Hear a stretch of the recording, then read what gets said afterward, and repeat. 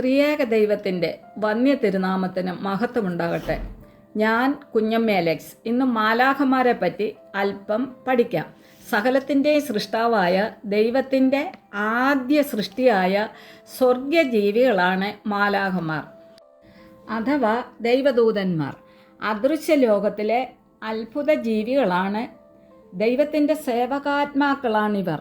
ഉയർന്ന ബുദ്ധിശക്തിയോടും സാത്മാർഗിക ബോധത്തോടും കൂടി സൃഷ്ടിക്കപ്പെട്ടു.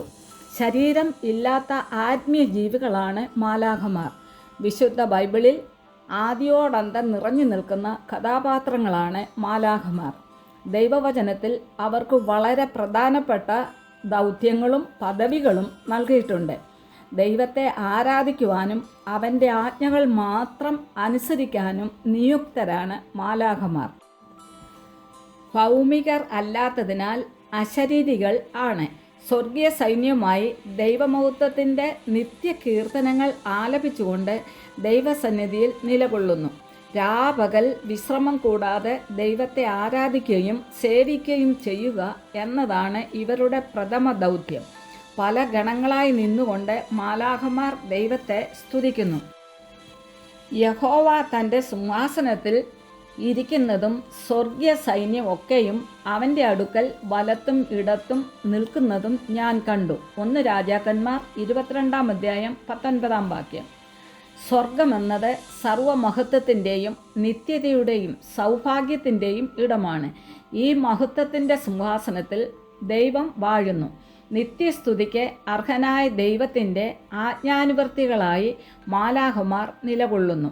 കാറ്റ്, ജലം, വായു, അഗ്നി തുടങ്ങിയ എല്ലാ പ്രകൃതി ശക്തികളെയും നിയന്ത്രിക്കുന്നതിനുള്ള കഴിവും ദൈവം മാലാഖമാർക്ക് നൽകിയിരിക്കുന്നതായി വെളിപ്പാട് പുസ്തകം 7-ാം അധ്യായം 1 മുതൽ 3 വരെയുള്ള ഭാഗത്ത് കാണുന്നു. മനുഷ്യർ കണ്ണുകൊണ്ട് കാണാതെ ദൈവത്തെ ആരാധിക്കുമ്പോൾ മാലാഖമാർ ദൈവത്തെ കണ്ടുകൊണ്ട് ആരാധിക്കുന്നു. മാലാഖമാർ തേജസ്സുള്ള ശരീരത്തോടെ ദൈവ തേജസ് ദർശിച്ചുകൊണ്ട് സിംഹാസനത്തിൻ്റെ അടുത്ത് നിന്നുകൊണ്ട് ആരാധിക്കുന്നു. ദൈവത്തിൻ്റെ മക്കളായ നമ്മുടെ സംരക്ഷണ ചുമതല ദൈവം ഏൽപ്പിച്ചിരിക്കുന്നത് ദൈവദൂതന്മാരെയാണ്. നിന്റെ എല്ലാ വഴികളിലും നിന്നെ കാക്കേണ്ടതിന് അവൻ നിന്നെക്കുറിച്ച് തൻ്റെ ദൂതന്മാരോട് കൽപ്പിക്കും. നിന്റെ കാൽ കല്ലിൽ തട്ടിപ്പോകാതിരിക്കേണ്ടതിന് ദൂതന്മാർ നിന്നെ കൈകളിൽ വഹിച്ചുകൊള്ളും. സങ്കീർത്തനം 91-ാം അധ്യായം 11-12 വാക്യങ്ങൾ. യഹോവയുടെ ദൂതൻ അവൻ്റെ ഭക്തന്മാരുടെ ചുറ്റും പാളയമിറങ്ങി അവരെ വിടുവിക്കുന്നു. സങ്കീർത്തനം 34-ാം അധ്യായം 7-ാം വാക്യം. അനുതപിക്കുന്ന പാപിയെ ചൊല്ലി സ്വർഗത്തിൽ സന്തോഷിക്കുന്നവരാണ് ദൈവദൂതന്മാർ. ലൂക്ക 15-ാം അധ്യായം 17-ാം വാക്യം. മരണസമയത്ത് നമ്മുടെ ആത്മാവിനെ കൂട്ടിക്കൊണ്ടുപോകുന്നു. ലൂക്ക 16-ാം അധ്യായം 22-ാം വാക്യം. മനുഷ്യൻ മണ്ണുകൊണ്ട് നിർമ്മിക്കപ്പെട്ടു. ദൂതന്മാർ പൊന്ന്, രത്നങ്ങൾ മുതലായവയാൽ നിർമ്മിക്കപ്പെട്ടു. മനുഷ്യൻ പരപ്രേരണയാൽ പാപിയായി മാറി. അതിനാൽ വീഴ്ച ഭവിച്ച അവസ്ഥയിൽ നിന്ന് മോചിതരായി. മാനസാന്തരപ്പെടുവാനുള്ള മാർഗം ദൈവം നൽകി. എന്നാൽ ദൂതന്മാരാകട്ടെ അവർ ശക്തിയും ജ്ഞാനവും മനുഷ്യരെക്കാൾ കൂടുതൽ ഉള്ളവരാകിയാൽ അവർക്ക് മാനസാന്തരപ്പെടുവാനുള്ള അവസരം ലഭിക്കുന്നില്ല. അതുകൊണ്ട് പാപം ചെയ്ത ദൂതന്മാരെ ദൈവം ആദരിക്കാതിരുന്നത്.